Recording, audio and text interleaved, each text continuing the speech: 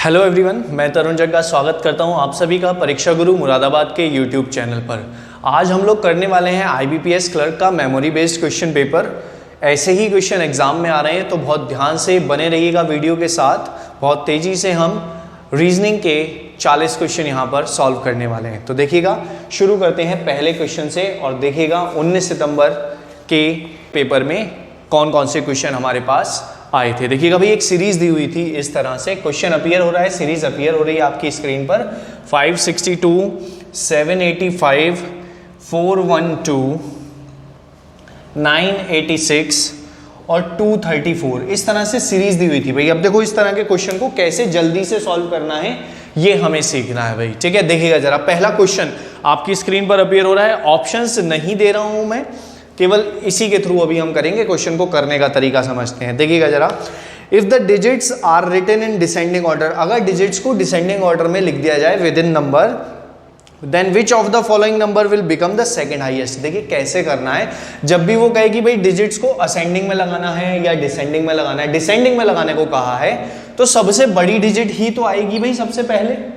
इसमें भी सबसे बड़ी डिजिट सबसे पहले कैसे लगेगा, देखो 6, 5, 2 लग गया डिसेंडिंग ऑर्डर में। लेकिन ऐसे लगाना नहीं है आपको, समय खराब नहीं करना है बिल्कुल भी, क्योंकि बैंकिंग में स्पीड का ही सारा का सारा खेल है। जितनी तेजी से आप कर पाएंगे उतनी ही जल्दी आप क्वेश्चन पेपर को सॉल्व कर पाएंगे, उतनी ही अच्छा अटेम्प्ट आप दे पाएंगे। तो देखिए कैसे करना है, डिसेंडिंग ऑर्डर में लगाना है और हाईएस्ट नंबर से चलना है। तो देखो भाई, इसको डिसेंडिंग में लगाओगे तो पहला नंबर 6, इसको लगाओगे तो पहला नंबर 8, इसको लगाओ डिसेंडिंग में पहला नंबर, केवल फर्स्ट नंबर देख रहे हैं हम, इसमें पहला नंबर 9, इसमें पहला नंबर 4। उम्मीद करता हूं समझ में आ रहा होगा क्या कर रहा हूं मैं। इसको डिसेंडिंग में लगाऊंगा तो सबसे पहले 6 नंबर लिखा जाएगा, इसको लगाने पर 8, 4, 9, 4 ऐसे लिखा जाएगा। तो सबसे बड़ा नंबर ये हुआ भाई, 9 से शुरू हो रहा है। उससे छोटा नंबर ये हो गया, 8 से शुरू हो रहा है। अब नंबर 8, 7, 5 को मार्क नहीं करना है, नंबर सीरीज वाला ही मार्क करना है जो ओरिजिनल सीरीज में दे रखा है। अरेंजमेंट करने के बाद जो आया है वो मार्क नहीं करते हैं हम, ठीक है, जो सीरीज में दे रखा है, इसलिए मैंने अरेंज नहीं किया है। और ऑप्शन दोनों दिए हुए थे पेपर में, 785 भी था ऑप्शन में और 875 भी था ऑप्शन में। ठीक है, तो ये चीज ध्यान रखनी है, आंसर मार्क करना है जो गिवन सीरीज है उसमें से। तो इसका आंसर हो जाएगा भाई 785। नेक्स्ट देखिए क्या कह रहा है वो, if the first digit of the lowest number is multiplied with the third digit of second lowest number.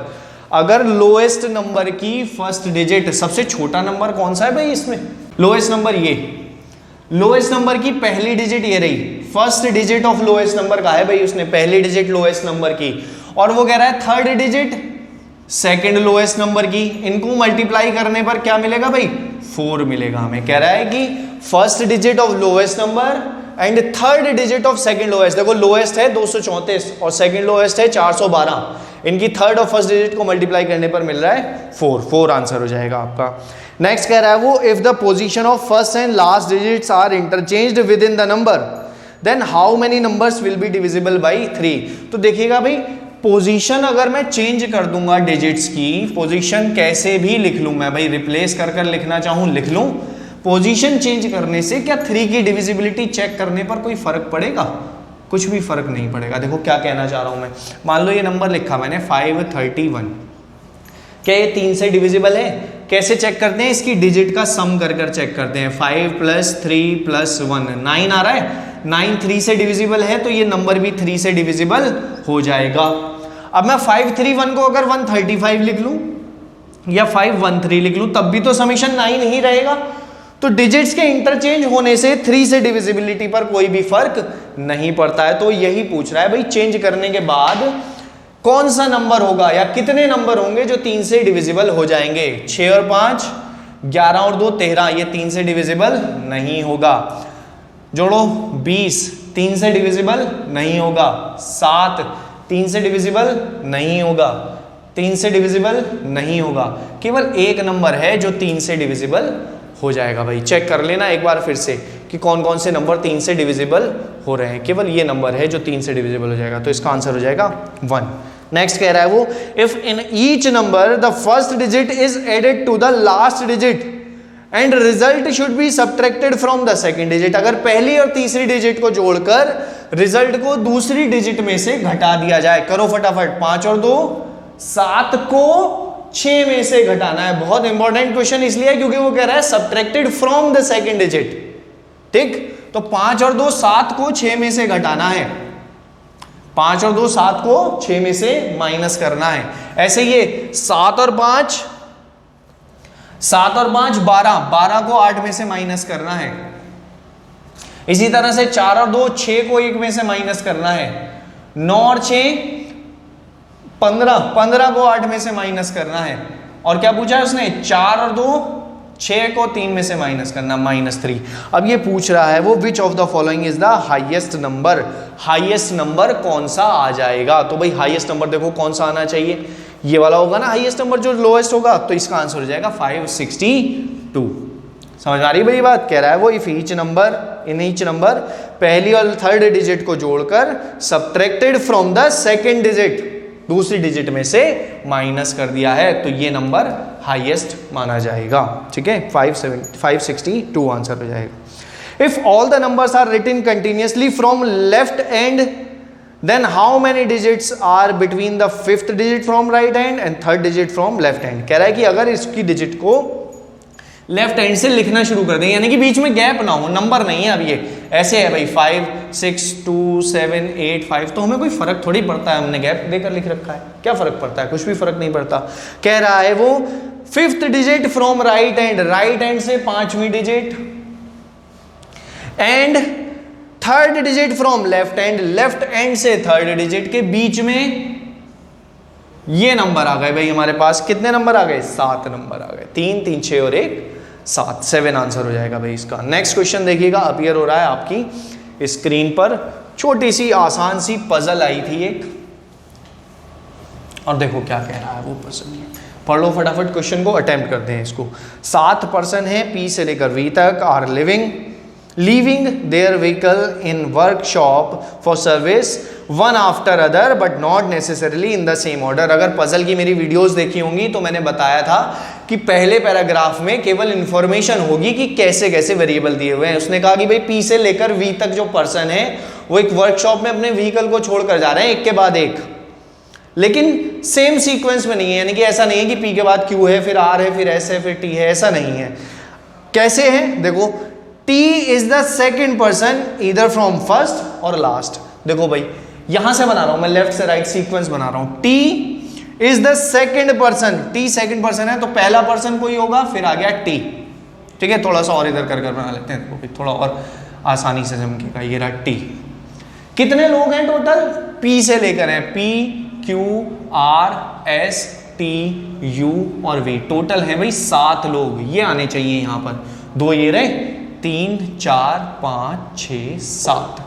T या तो शुरू से दूसरे नंबर पर है या 1 2 3 4 5 6 7 में लास्ट से दूसरे नंबर पर है। पहली कंडीशन उसने ये गई। नेक्स्ट क्या कह रहा है भाई, 2 persons are living between T and V, T और V के बीच में 2 पर्सन, तो T इधर तो नहीं आएगा भाई, V 1 2 पर्सन छोड़कर V, ऐसे ही T के इधर V नहीं आएगा, 1 2 पर्सन छोड़कर V। ठीक है, नेक्स्ट उसने क्या कहा है, S is leaving the vehicle adjacent to neither T nor V। S ना तो T के पास में व्हीकल को छोड़कर जा रहा है और ना ही V के बाद में या पहले आसपास व्हीकल नहीं छोड़ रहा है, ना तो T के पास यानी कि S यहां नहीं आ सकता और ना ही V के पास यानी कि S यहां नहीं आ सकता, तो S की केवल ये पोजीशन बची। ऐसे ही यहां नहीं आ सकता भाई S T के पास, और S V के पास भी नहीं आ सकता, S की ये पोजीशन बची है हमें, S की पोजीशन हो गई फिक्स। अब आगे उसने क्या कहा, number of vehicles living before S is same as after R। S से पहले जितने व्हीकल हैं R के बाद उतने व्हीकल हैं। तो पहले और बाद वाला कॉन्सेप्ट भी मैंने पजल की एक वीडियो में डिस्कस किया है कि भाई ऐसे चलना होता है, S यहां पर है तो R आपको यहां पर प्लेस कर देना है डायरेक्टली। S से पहले 1 2 3 4 5 6 लोग थे तो बाद से 6 गिनने, 1 2 3 4 5 6, फिर आ गया R। S से पहले कितने, 0, तो R के बाद भी कितने होने चाहिए, 0। R हो गया प्लेस यहां पर भाई। आगे कह रहा है वो P leaves immediately before U, P you से जस्ट पहले, तो देखो भाई दो प्लेस डायरेक्टली कहां खाली है, यहां खाली है। P leaves immediately before you, P और यू, ऐसे ही यहां पर पी और यू, इमीडिएटली बिफोर यू आ गया है पी से, यहां क्या आ जाएगा क्यू, जो बचा हुआ है यहां क्या आ जाएगा क्यू। देखो अगली लाइन में क्या कह रहा है वो, हु लीव्स बिफोर क्यू, यानी कि ये जो है वो क्यू से पहले छोड़ रहा है, पहले छोड़कर गया है। क्या इसमें पहले छोड़कर गया है भाई, बाद में छोड़कर गए, तो ये वाली कंडीशन एलिमिनेट हो जाएगी। पहली ही कंडीशन से चीजें बननी शुरू हो गई। बहुत आसान सी पजल थी और इस पजल के बेस पर 5 क्वेश्चन देखिएगा। पहला क्वेश्चन अपीयर हो रहा है स्क्रीन पर, who among the following person is leaving the vehicle immediately before P, P से पहले कौन जा रहा है, टी। आंसर हो जाएगा विच of the following statement is true, कौन सा स्टेटमेंट ट्रू है, देखो जरा स्टेटमेंट अपीयर हो रहे हैं, P leaves 3 persons before Q, P Q से पहले 1 2 तीसरा पर्सन है ना, 3 persons before Q. R leaves immediately after T, R leaves immediately before T है, आफ्टर टी नहीं है, गलत हो जाएगा। ठीक है, इस तरह से क्वेश्चन आए थे, लेकिन इसका एक ऑप्शन जो करेक्ट है वो मैं आपको बता चुका हूं। नेक्स्ट देखिएगा भाई, क्वेश्चन नंबर 8 आया था ये, if all the persons are arranged in alphabetically order from the person who is leaving the vehicle at first, then how many persons are unchanged their position, यानी कि अगर इसको अल्फाबेटिकली अरेंज कर दें P Q R S T U V, तो किस किस की पोजीशन अनचेंज रही भाई, देखो किस किस की पोजीशन सेम है, यहाँ सेम नहीं है किसी की भी पोजीशन, देखो कोई भी सेम प्लेस पर नहीं है, सबका प्लेस शिफ्ट हो गया है। नो वन आंसर था इसका। How many persons are living between T and Q, T और Q के बीच में कितने लोग छोड़कर जा रहे हैं, 3 आंसर हो जाएगा भाई इसका। ठीक है, नेक्स्ट देखिएगा भाई जरा, क्वेश्चन आया था हमारे पास स्लॉग्स से। पहला क्वेश्चन है, स्टेटमेंट अपीयर हो रहे हैं आपकी स्क्रीन पर और बताइएगा जरा, few kids are nice, only a few nice are lazy and no kids are busy. कीजिए, कोशिश कीजिए फटाफट, क्वेश्चन भी अपीयर हो रहा है और स्टेटमेंट भी अपीयर हो रहा है, बताइए कौन कौन सा स्टेटमेंट फॉलो कर रहा है, जल्दी से कीजिएगा। Few kids are nice, few kids की, किड्स की सिचुएशन बनानी, फ्यू है भाई तो ओनली वाली बनेगी, few kids are nice, short में लिख दिया मैंने। Only a few nice are lazy, only a few वाली कंडीशन में सम के साथ साथ सम नॉट की स्थिति भी बनती है। सिलॉक्स की वीडियो में जाकर एक बार चेक कर लेना कि कैसे हम ओनली अ फ्यू और फ्यू वाले कॉन्सेप्ट को सॉल्व करते हैं। सिलॉक्स की 3rd वीडियो लिंक आपको डिस्क्रिप्शन में मिल जाएगी। No kids are busy, no kids are busy, ये बन गया भाई डायग्राम। ठीक है, अब देखो conclusion, all nice are busy, भाई ऑल नाइस आर बिजी, क्या सारे के सारे नाइस बिजी हैं, हो भी नहीं सकते। देखो नाइस का ये वाला पार्ट, ये वाला जो हिस्सा कभी भी बी में नहीं जा सकता, हो भी नहीं सकते, पॉसिबली भी नहीं है, लेकिन उसने डेफिनेट पूछा है, नहीं है, गलत है पहला conclusion. Some kids are lazy is a possibility, some kids are lazy is a possibility, क्या लेजी पॉसिबिलिटी हो सकती है, किड्स के लेजी होने की पॉसिबिलिटी हो सकती है, हो सकती है। सिलॉक्स की वीडियो देख लेना एक बार जाकर, जब 2 एलिमेंट्स के बीच में कोई भी डायरेक्ट रिलेशन नहीं होता है तो पॉसिबिलिटीज ट्रू हो जाती हैं, पॉसिबिलिटी ट्रू होगी। ठीक है, लेकिन इतना कंफर्म है कि के का ये वाला जो हिस्सा है, ये इसके पास नहीं होगा। क्यों, देखो भाई सम के साथ साथ सम नॉट की स्थिति भी बन रही है, यानी कि ये हिस्सा डेफिनेटली एल के पास नहीं जाएगा, तो के का ये हिस्सा एल के पास नहीं जा सकता, लेकिन पॉसिबिलिटी है कि सम के बीइंग एल, तो केवल सेकंड कंक्लूजन इसका ट्रू है। नेक्स्ट क्वेश्चन देखिएगा, only a few garlic is carrot, only a few में फिर से आ गए भाई, गार्लिक और कैरेट के बीच में सम के साथ साथ सम नॉट की स्थिति भी बनेगी। No carrot is tulip, turnip, sorry no carrot is turnip.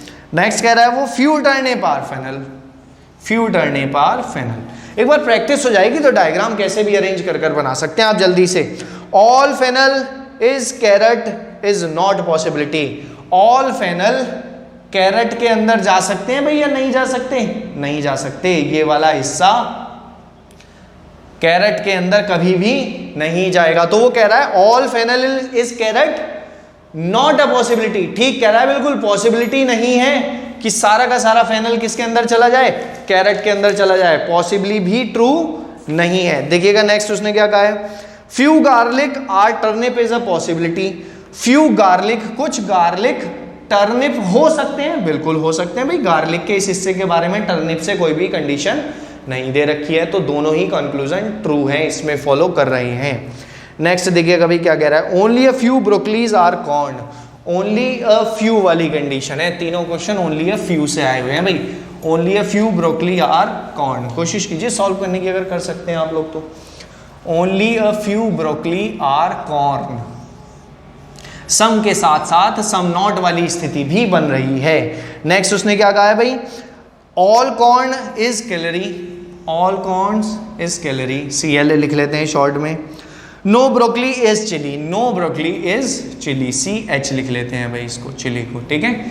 Next क्या कह रहा है भाई conclusion, some calorie is broccoli is a possibility. क्या कुछ कैलोरी ब्रोकली के पास हो सकती है भाई। कैलोरी के इस हिस्से के बारे में कोई इंफॉर्मेशन, क्या इस हिस्से के बारे में कोई जानकारी है? कोई जानकारी नहीं है, तो ये हिस्सा डेफिनेटली इसके पास जा भी सकता है या नहीं भी जा सकता। लेकिन उसने कहा क्या है, पढ़ो जरा, some calories broccoli is a possibility. Possibility है कि क्या कुछ कैलोरी जो है वो ब्रोकली के अंदर चली जाए। देखो जरा ध्यान से देखो फटाफट, ये वाला हिस्सा बिल्कुल इसके अंदर जा सकता है, तो पॉसिबिलिटी है, पहला कंक्लूजन ठीक है। All corn is chilli is a possibility. All corn, क्या चिली में जा सकते हैं सारे के सारे कॉर्न? भाई ये वाला हिस्सा कॉर्न का कभी भी चिली के अंदर नहीं जाएगा, क्योंकि ये बी के अंदर है, तो सारे कॉर्न चिली तो नहीं हो सकते, तो केवल और केवल कंक्लूजन नंबर 1 ट्रू हो जाएगा यहाँ पर, ठीक है भाई। चलिए नेक्स्ट क्वेश्चन पर हम अगर मूव करते हैं तो देखिए नेक्स्ट क्वेश्चन क्या कह रहा है। सीरीज दे रखी है, स्क्रीन पर सीरीज अपीयर हो रही होगी आपकी, देखिएगा क्या क्वेश्चन कह रहा है। आसान सा क्वेश्चन है, चेक कीजिए, लिख नहीं रहा हूं मैं इसको। विच of the following element is exactly between plus and Q. Plus दिखाई दे रहा होगा और क्यू दिखाई दे रहा होगा। प्लस और क्यू के बीच में एलिमेंट गिनो फटाफट कितने हैं और बीच में कौन सा आ रहा है। देखो प्लस और क्यू के बीच में क्या लिखा हुआ है, LV4O@, 5 एलिमेंट लिखे हैं, इनमें बीच में कौन सा होगा, 4 होगा। 4 आंसर हो गया सीधा सा। कह रहा है how many such vowels are there each of which is immediately followed by symbol. Vowels कितने हैं, ऐसे वी ढूंढने हैं जो फॉलोड बाई हैं क्या, सिंबल, यानी कि सिंबल इसको फॉलो कर रहा है। पहले वॉवेल है, उसके पीछे पीछे कौन आ रहा है, सिंबल आ रहा है। तो ये कंडीशन चेक करनी है कि भी वॉवेल के बाद सिंबल हो। तो वॉवेल छांटने की बजाय सीरीज में सबसे आसान होता है सिंबल को देखना। तो सिंबल देख लो किस किस के पहले वॉवेल लिखा हुआ है। देखो पहला सिंबल क्या है भाई, परसेंटाइल, इससे पहले वॉवेल लिखा हुआ है, लिखा हुआ है, यानी कि पहला एक तो मिल गया मुझे। अगला सिंबल ढूंढो, क्या है अगला सिंबल, है हैश, उससे पहले आई लिखा हुआ है तो दूसरा मिल गया भाई मुझे, 1 1 लिख रहा हूं मैं केवल। उसके बाद है प्लस, प्लस से पहले एम लिखा हुआ है, वॉवेल नहीं है, इसको नहीं काउंट करना है। इसी तरह से @ के पहले ओ लिखा हुआ है, तीसरा मिल गया मुझे। एस्ट्रिक से पहले 3 लिखा हुआ है, नहीं काउंट करना है। फिर आगे एंड से पहले ई लिखा हुआ है, 4 हो गए भाई। 4 ऐसे पेयर हैं तो मोर देन 3 आंसर हो जाएगा। ऐसे ऑप्शन थे इसमें, नन यानी कि कोई नहीं, 1 2 3 और मोर देन 3, इस तरह से था भाई इसमें, ठीक है। नेक्स्ट देखो क्या कह रहा है वो, 4 of the following 5 are alike in a certain way. 4 इनमें से किसी सर्टेन वे में एक जैसे हैं। देख लो बहुत आसान सा क्वेश्चन है, बोर्ड पर अपीयर हो रहा है इधर आपकी स्क्रीन पर। देखो बताओ कौन कौन से सेम पैटर्न को फॉलो कर रहे हैं। देखो जरा सीरीज ये रही, सीरीज में देखो और क्वेश्चन में देखो, A 2 0, तो A फिर एक छोड़कर 2, सीरीज में देखो, सीरीज में ढूंढो, A 2 फिर एक छोड़कर 0। नेक्स्ट देखो जरा क्या कह रहा है वो, H हैश 5, देखो H कहाँ है, फिर एक छोड़कर हैश, फिर एक छोड़कर 5, पैटर्न मिल रहा है भाई कोई।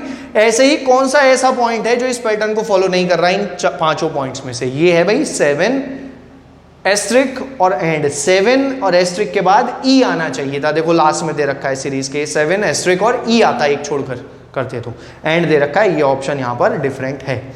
विच of the following element is 4th to the left of 14th element from right hand. इस क्वेश्चन को खुद कीजिए, मैं आपको पॉज दे रहा हूँ कुछ सेकंड्स का, कीजिए फटाफट। 4th to the left of 14th element from right hand. Right hand से 14th के 4th लेफ्ट में जाना है, यानी राइट साइड से 18वां एलिमेंट गिन लो फटाफट, कौन सा होगा, जल्दी गिनिए फटाफट। आंसर है इसका 5 आ रहा है भाई वो एलिमेंट। उम्मीद करता हूं सभी के आंसर्स आ रहे होंगे, ठीक है भाई।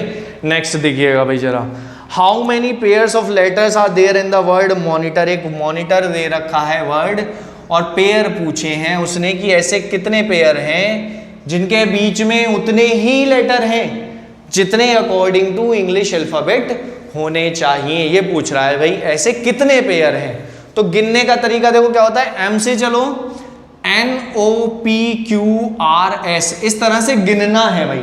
देखो नंबर लिखकर भी कर सकते हैं आप, यहाँ पर प्लेस वैल्यू लिखकर कर सकते हैं, लेकिन मैं थोड़ा आसान तरीका बता रहा हूँ जो आप इजीली अप्रोच कर सकते हैं इस तरह के क्वेश्चन में।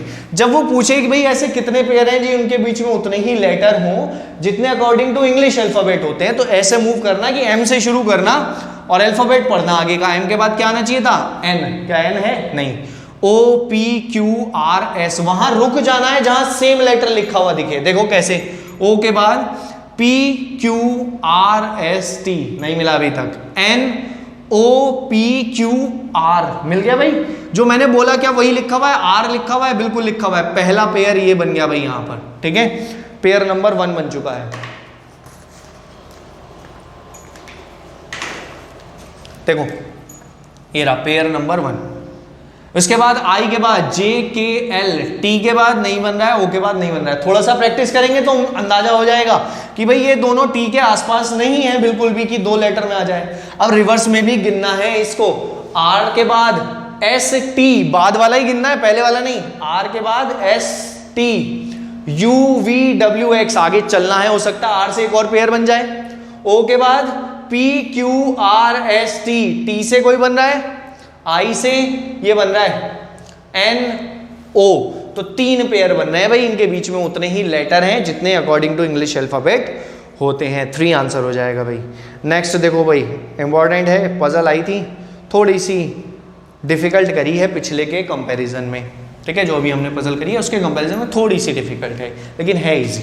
देखिए क्या है, 7 पर्सन दे रखा है, sitting in a row facing north दे रखा है, ये अच्छी बात है। सेम ऑर्डर में है, neither R nor S sits adjacent to T, R और S T के पड़ोस में नहीं है, तो पहले हम कंडीशंस को लिख लेते हैं। R और S are not neighbors of T, T के पड़ोस में R और S नहीं होने वाले हैं। नेक्स्ट क्या कह रहा है भाई, P sits third from the left hand, इसको बनाते हैं भाई, 1 2 3, P sits third from the left hand, total है 7 लोग, 4 5 6 7, ठीक है। आगे उसने कहा है a person sitting adjacent to P sits 4 places away from you, एक पर्सन जो P के पड़ोस में बैठा है, मैं मान लेता हूं P के पड़ोस में इधर बैठा है, यहां पर ये U से 4 प्लेस दूर है, लेकिन लेफ्ट है राइट में ये नहीं बताया, लेकिन 4 प्लेस दूर है, तो U भी तो इससे 4 प्लेस दूर होगा। P के पड़ोस में एक पर्सन बैठा है, अभी मैं मान रहा हूं कि यहां बैठा है, ये पर्सन U से 4 प्लेस दूर है, तो U भी इससे 4 प्लेस दूर होगा। देखो जरा, अगर वो पर्सन यहां है तो 1 2 3, क्या 4 प्लेस बन सकते हैं U के इधर? नहीं बन सकते भाई। यहां इससे इधर देखो जरा, 1 2 3, क्या 4 प्लेस यहां U आ सकता है? नहीं आ सकता। यहां वो पर्सन नहीं है, इसका मतलब तो वो पर्सन यहां पर है भाई, जिसकी ये बात कर रहा है कि जो P के पड़ोस में बैठा है। U इससे 4 प्लेस दूर है, 1 2 3 4, U आ गया भाई यहां पर, इधर तो आ ही नहीं सकता, इधर आ गया U। आगे उसने क्या कहा है, neither P nor U sits adjacent to R, ना तो P के पड़ोस में R आ सकता है, ना ही U के पड़ोस में R आ सकता है, तो R यहां आएगा भाई 100%, इतना कंफर्म है। ना तो P के पड़ोस में R होगा और ना ही U के पड़ोस में R होगा, तो R बचा यहां पर केवल। आगे उसने क्या कहा है, Who sits 3 place away from S, Who का है तो सेकंड पर्सन की बात कर रहा होगा भाई, इसकी R की, ये S से 3 प्लेस दूर है, तो S इधर तो होगा नहीं, 1 2 3 प्लेस दूर है भाई S से। अब देखो T ना तो R के बराबर में आएगा ना S के, ना तो यहां आएगा ना यहां आएगा, T आएगा यहां पर, ठीक है। नेक्स्ट लाइन बढ़िए, Q sits 2 places left of T, T के लेफ्ट में 1 2, कौन आ गया, Q आ गया यहां पर। अब क्या बच गया भाई, V बच गया, वो यहां पर आ जाएगा और इसके बेस पर हम क्वेश्चन कर लेंगे। पर्सन ने फेस नॉर्थ में कर रखा था, इसलिए हमने लेफ्ट और राइट सेम लिया है, जैसे हमारा लेफ्ट और राइट होता है, लेफ्ट इधर राइट इधर। साउथ में फेस कर रखा होता तो लेफ्ट और राइट अलग हो जाता। बताइए जरा आंसर क्या होगा इसका। Number of person sitting left of V is 1 more than the person of sitting right of क्या बताइए, V के लेफ्ट में जितने पर्सन बैठे हैं वो एक ज्यादा है, एक ही पर्सन बैठा और एक ज्यादा है, यानी कि 0 पर्सन होने चाहिए राइट ऑफ T के राइट में 0 पर्सन है। What is the position of S with respect to Q, S की पोजीशन विद रिस्पेक्ट टू Q क्या है, Q के लेफ्ट में दे रखा है बिल्कुल, तो इमीडिएट लेफ्ट हो गया है। How many person are sitting between V and S, V और S के बीच में कितने लोग हैं, एक व्यक्ति बैठा हुआ है। Find the odd one out, odd one find करना है, फाइंड करो फटाफट। आर पी रिलेशन देख लो भाई, आर और पी, ठीक है, आगे पढ़ो जरा क्या है, एस और यू, तो लेफ्ट से राइट में चल रहा है, एक छोड़कर एक, एस और वी इधर आ गया भाई, क्यू और टी इधर चला गया फिर से, और पी और यू, अब देखो ये अलग हो गया यहाँ पर, पी और यू, इसके बीच में 2 लोग हैं, वो भले ही लेफ्ट से राइट या राइट से लेफ्ट शिफ्ट हो गया, लेकिन डिफरेंट छांटना है तो इसमें 2 पर्सन है तो ये डिफरेंट ज्यादा लग रहा है। अगर ये P और Q दे देता तो वो डिफरेंट हो जाता है, S और V वाला, वो राइट से लेफ्ट हो जाता, ठीक है, तो इसमें आंसर है PU। स्टेटमेंट दे रखे हैं 3, बताइए कौन सा ट्रू नहीं है। R sits at the left end of row, R row के लेफ्ट एंड पर बैठा हुआ है, ठीक है बिल्कुल, ठीक है, उसने बताना कौन सा ठीक नहीं है। 3 persons are sitting between S and T, S और T के बीच में 3 लोग हैं, नहीं गलत है, सेकंड तो गलत हो गया। थर्ड देखो, 2 persons are sitting between person immediate right of U and Q, immediate right of U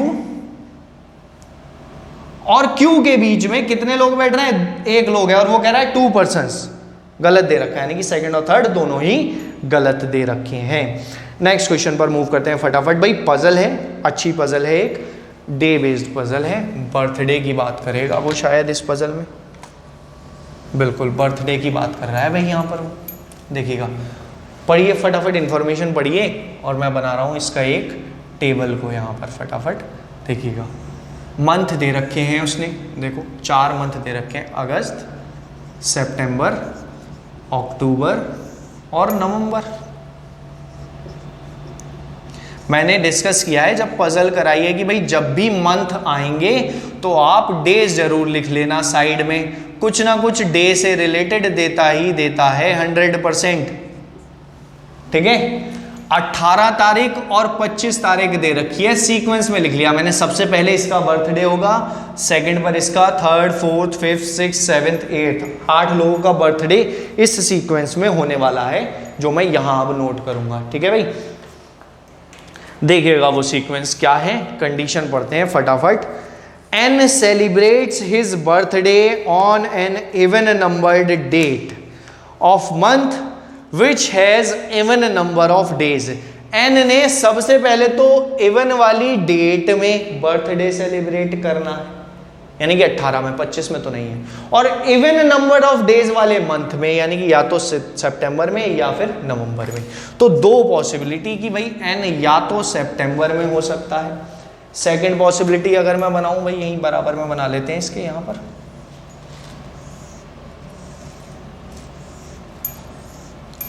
ये 18 और ये 25, ठीक है। सेकंड पॉसिबिलिटी बनाकर चल रहा हूं मैं, सेकंड पॉसिबिलिटी हो गई कि N आ गया यहां पर, 2 पॉसिबिलिटीज हो गई।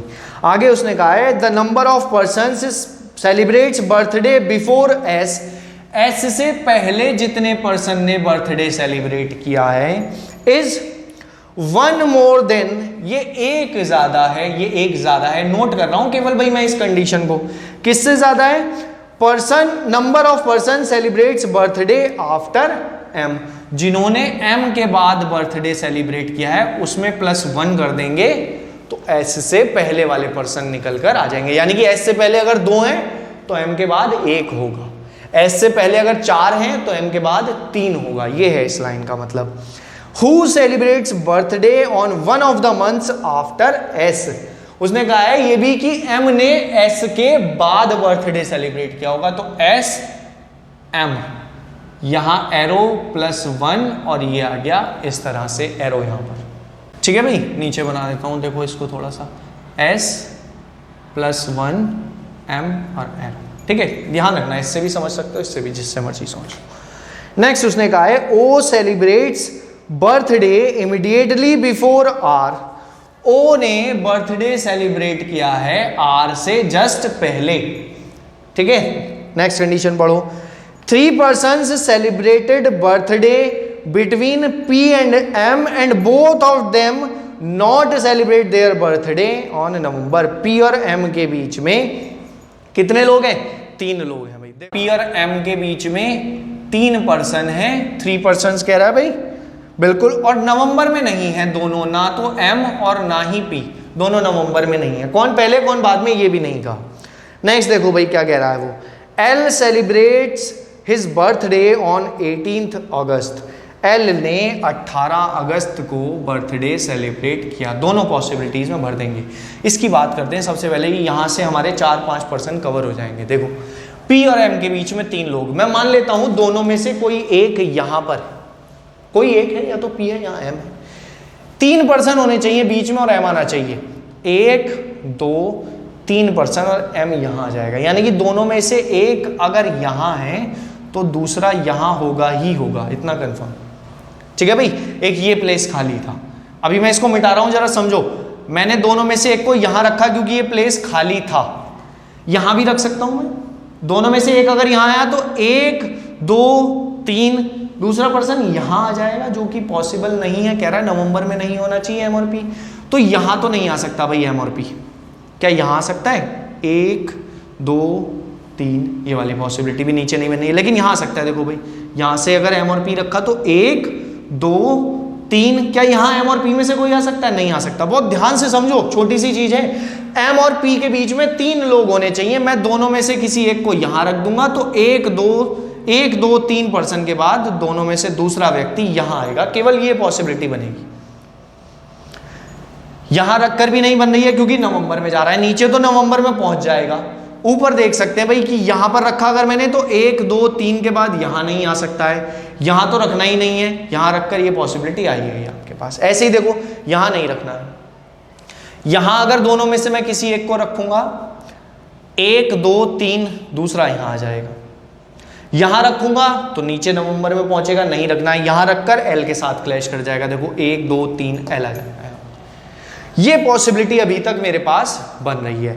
अगर मैं इसको यहां इंप्लीमेंट कर दूं भाई M और P कहीं भी आए, यहां दोनों में से आएगा तो O और R कंटिन्यूस होने चाहिए एक के बाद एक। तो बताओ O और R की कौन कौन सी सिचुएशन यहां पर बन रही है, कहां कहां कंटिन्यूस बन रहा है O और R।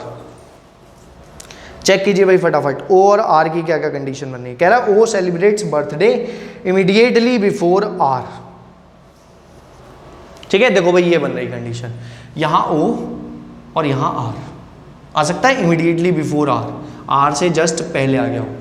यहां भी आ सकता है O और R, ऐसे ही यहां पर आ सकता है O और R, और कहीं आ सकता है O और R? नहीं आ सकता। ये आ सकता है O और R, बिल्कुल आ सकता है भाई, O R, ये कंडीशन बन रही है। लेकिन अब इसको देखो जरा, S M से पहले होना चाहिए।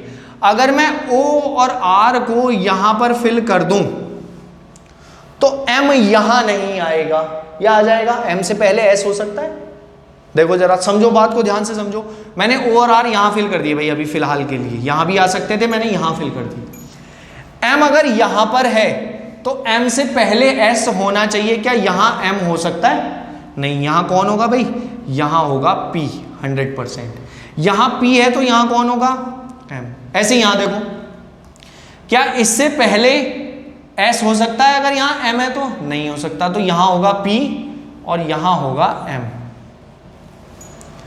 O और R आ गया तो M से पहले तो भाई यहां भी नहीं आ पा रहा है S, यानी कि O और R की वाली पॉसिबिलिटी तो खत्म हो गई। यहां बनेगा या तो O और R, ये वाली कंडीशन बनेगी। अब S M से पहले आ सकता है यहां भी और यहां भी, दोनों जगह आ सकता है। देखते हैं अभी कैसे आएगा।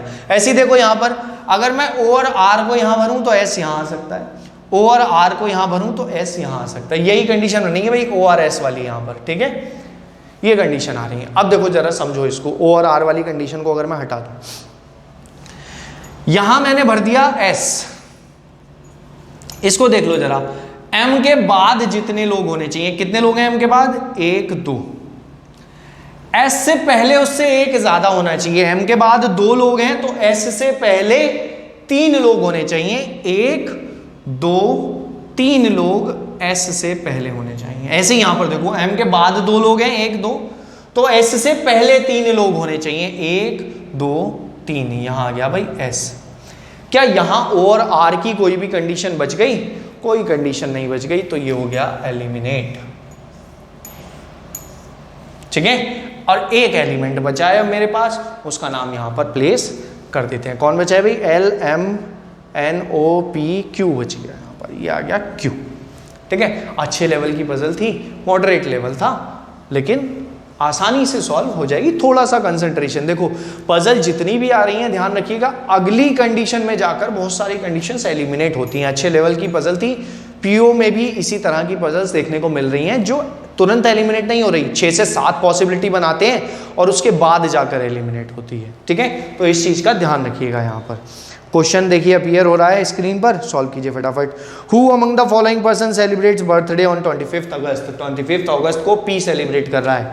आंसर, उसने कहा है कि डिफरेंट कौन कौन है इसमें से बताइए जरा। 4 are alike in a certain way, P दे रखा है, एस दे रखा है, आर दे रखा है, the one who celebrates birthday on 25 अक्टूबर दे रखा है। सब अक्टूबर वाले ही दे रखे हैं भाई, तो पांचवा ऑप्शन जो है ये जो अपीयर हो रहा है, the one who celebrates birthday on 18 अक्टूबर, ये अलग हो जाएगा। ठीक है, 18 अक्टूबर, सॉरी यही वाला क्यू अलग हो जाएगा। नेक्स्ट बताइए, विच of the following statement is true? Statement appear हो रहा है स्क्रीन पर, बताइए कौन सा ट्रू है, फटाफट कीजिए जल्दी से, बताइए ट्रू है या फॉल्स है। L celebrates his birthday on September, L ने क्या सितंबर में किया है? नहीं, अगस्त में किया है, गलत है। R celebrates birthday on same date of N, R और एन सेम डेट में है? नहीं है, एन 18 में है और आर 25 में है। 2 person celebrate the birthday between N and M, N और एम के बीच में 2 लोग हैं, बिल्कुल, एस और क्यू 2 लोग एन और एम के बीच में मौजूद हैं। S celebrates birthday immediately after P, S ने पी के जस्ट बाद किया? नहीं, पी के जस्ट बाद एन ने किया है। On which of the following date does M celebrates his birthday? अगला क्वेश्चन है भाई ये, पी ने एम ने कब बर्थडे सेलिब्रेट किया? 25 अक्टूबर को। As many person celebrate birthday between P and Q, P और क्यू के बीच में कितने लोग हैं भाई? एन और एस 2 लोग हैं। उतने ही किसके इसके बीच में होंगे? ऑप्शंस के थ्रू जाना है। इसमें एन और एल के बीच में 1 ही पर्सन है, एस और ओ के बीच में 2 पर्सन है, ये आंसर करेक्ट हो जाएगा भाई आपका। ठीक है, तो इस तरह से आप इसको भी कर सकते हैं। नेक्स्ट पढ़िएगा भाई, इनइक्वलिटी है, इनइक्वलिटी की भी मैं वीडियो बना चुका हूँ, इनइक्वलिटी को जाकर पढ़िएगा और कीजिए जल्दी से सॉल्व फटाफट। केवल आंसर बताने वाला हूँ मैं यहाँ पर, चेक कीजिए फटाफट, क्वेश्चन अपीयर हो रहा है स्क्रीन पर, कनेक्ट कीजिए। सी से लेकर एन का रिलेशन बताना है, तो देखो सी है पहले स्टेटमेंट में, दिखाई दे रहा है स्टेटमेंट लिखा हुआ, पहले स्टेटमेंट में सी दिखाई दे रहा है, और एन कौन से स्टेटमेंट में है? तीसरे स्टेटमेंट में, और दोनों स्टेटमेंट में कुछ कॉमन दिखाई दे रहा है हमें। देख लो भाई, देखो दोबारा कराना पड़े सब कुछ तो बेनिफिट नहीं है, तो वीडियो देख लेना पिछली वाली जाकर फटाफट से इनइक्वलिटी की, और सारे कॉन्सेप्ट मैं पढ़ा चुका हूं बैंकिंग के, क्लर्क में जितने कॉन्सेप्ट आते हैं मैं पढ़ा चुका हूं, इनइक्वलिटी पढ़ा चुका हूं, स्लॉक्स पढ़ा चुका हूं, पजल की सीरीज चल रही है अब भी, अच्छी पजल्स उसमें हैं, देखिएगा एक बार वीडियो को जाकर।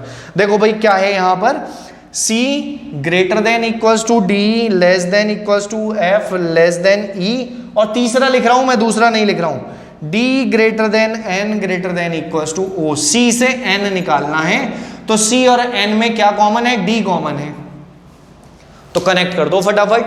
C से जाना है N तक, C greater than equals to D greater than N, ये कौन है भाई? प्रिंसिपल, ये टीचर, तो प्रिंसिपल आ जाएगा, C is greater than N, answer हो जाएगा। देखते ही मार्क कर देंगे अगर पिछली वीडियो मेरी इनइक्वलिटी की बनी हुई देखी हुई होगी आपने, तो बहुत अच्छे से एक कॉन्सेप्ट को क्लियर किया गया है, उसको जाकर देखिए और क्वेश्चन को अटेम्प्ट कीजिए आकर फटाफट। देखिएगा M और O, M is greater than O, second statement लिखने का समय आ गया भाई, M greater than equals to F is less than L। इन दोनों में M और O में कुछ कॉमन दिखाई दे रहा है, M को O से जोड़ना है, तो भाई देखो इनमें तो कुछ कॉमन नहीं है, तो इसके थ्रू जाएंगे भाई, M से F जाएंगे पहले, यहां जाएंगे, देखो M is greater than equals to F, F से आ गए यहां पर, F is greater than equals to D, D से आ गए यहां पर, और D is greater than O दिखाई दे रहा है मुझे यहां पर। ठीक है, D और O में क्या रिलेशन है? D is greater than O दिखाई दे रहा है, तो M और O के बीच में क्या रिलेशन आएगा? M इज ग्रेटर देन ओ आएगा रिलेशन, यानी कि दोनों ही फॉलो कर रहे हैं। इसी तरह से कीजिएगा भाई, मैं इनइक्वलिटी के कुछ क्वेश्चंस के साथ आपको छोड़कर जा रहा हूं और फटाफट इसको सॉल्व कीजिए। मोस्टली सभी क्वेश्चन हमने पेपर में आए हुए डिस्कस किए हैं। इसी तरह का पैटर्न आप देखेंगे। पजल 3 से लेकर 4 आने वाली हैं। तैयार हो जाइए, कमर कस लीजिए। सैटरडे संडे आपका एग्जाम होने वाला है। उम्मीद करता हूं बहुत अच्छे से आप एग्जाम को अपीयर कर पाएंगे। किसी भी तरह की क्वेरी के लिए आप परीक्षा गुरु मुरादाबाद के टेलीग्राम चैनल को ज्वाइन कर सकते हैं और अपने डिस्कशन उस पर पूछ सकते हैं। परीक्षा गुरु मुरादाबाद के साथ बने रहिएगा और ऐसी वीडियोस मैं आपके लिए और लेकर आने वाला हूं, तो देखते रहिए, लाइक कीजिए और शेयर कीजिए। Thank you so much.